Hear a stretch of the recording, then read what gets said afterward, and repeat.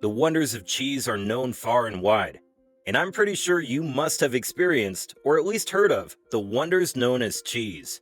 Cheese is a very common food in the United States, and not just the United States alone. This food item is very popular in other parts of the world, with some of these regions having their own form of this food. For avid cheese lovers, you must have tasted a wide variety of cheeses. This will probably include, but isn't limited to, the likes of mozzarella cheese, ricotta cheese, emmental cheese like the ones from the cartoon Tom and Jerry, cheddar cheese, Swiss cheese, feta cheese, and many, many more kinds of cheese. For those who know little about cheese, you definitely know that there is more to cheese than just these listed options. It makes you wonder what actually sets each type of cheese apart from the rest. Most people know that cheese is a dairy product. However, there is more to this food product than just that. This food product transcends centuries and has been around for a while, even longer than some of the delicacies it has been served within modern-day society. Not only that, but this food product has been around in many different parts of the world, making historical significance in each one of them. That just goes to show how important this food item is to the world. Cheese is believed to be an ancient food item with origins that predate recorded history. It doesn't help that there isn't any conclusive evidence specifying where cheese making began, whether in Central Asia, the Middle East, or Europe. The earliest suggested date for the origin of cheese making is set for around 8000 BCE, when sheep were originally domesticated.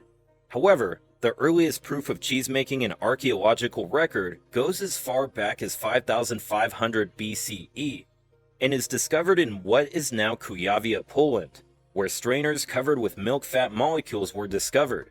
According to history, the earliest cheeses were likely pretty salty and sour, but they had textures similar to rustic cottage cheese or feta cheese.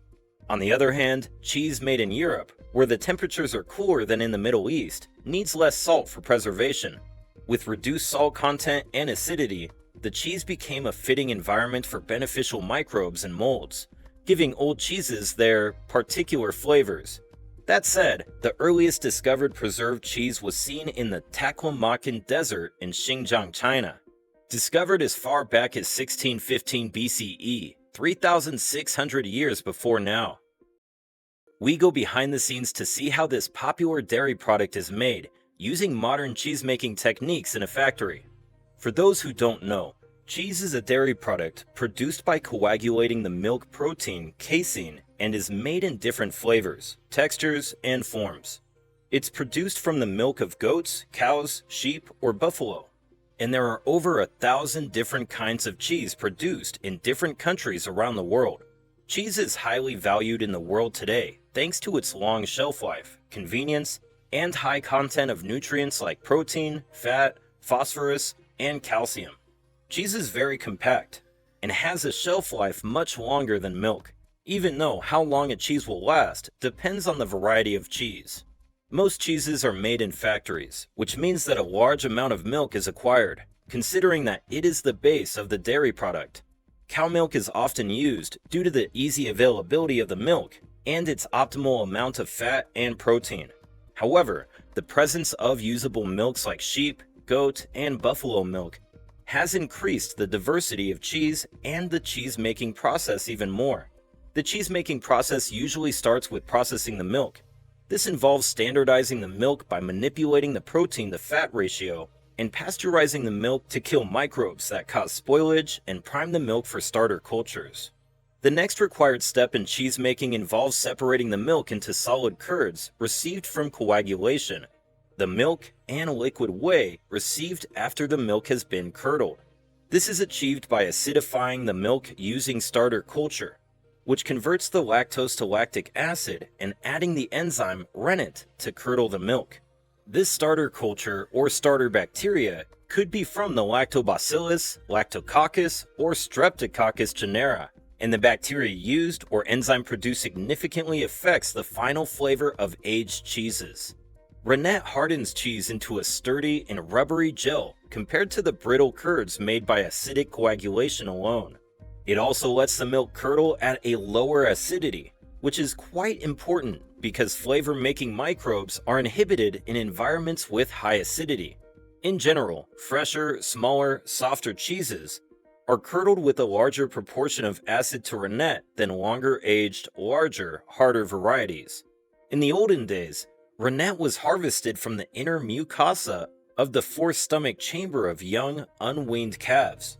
However, thanks to modern-day science and technology, the rennet used in the cheese-making process is produced recombinantly by teaching bacteria and yeast to make the enzyme. After the curdling process, the cheese usually sets into a moist, soft gel. At this point, some softer cheeses are complete, and they are drained, salted, and packaged. It is a bit different for other cheeses, as the curd has to be cut into small cubes to allow water to drain through it. Some harder cheeses are also heated to temperatures of 35 to 55 degrees Celsius, 95 to 131 degrees Fahrenheit, which forces more whey out of the cut curd. This heating changes the taste of the cheese, as it affects both the milk chemistry and the bacteria culture. Salt is also necessary for cheese making as it adds flavor, removes moisture from the curd, and hardens the cheese's texture as it interacts with its proteins. Apart from the heating and salting, other techniques influence the cheese's taste and texture. These include stretching, which involves stretching and kneading the curd in hot water and is how mozzarella cheese is made. There is also cheddaring, where the cut curd is repeatedly piled up to push more moisture out of it, a process that is very vital to the creation of cheddar cheese and other English cheeses. Another technique used is washing, where the cheese is washed with warm water to reduce its acidity, giving rise to milder tasting cheeses like Gouda cheese. While the cheese-making process gives rise to great pieces of cheese, these new cheeses are usually salty but bland in flavor, and with a rubbery texture for harder varieties of cheese. Sometimes, these cheese varieties are enjoyed. However, at other times, these cheeses are left to rest in controlled conditions, in a process called cheese ripening. This aging period could last a few days to many years, and with increasing time, the bacteria and enzymes produced by them help transform the cheese's texture and the intensity of its flavor. Some of these cheeses have new bacteria deliberately introduced before or during the ripening process. Traditionally, this was done thanks to the microbes in the aging room, which were allowed to settle and grow on the cheese.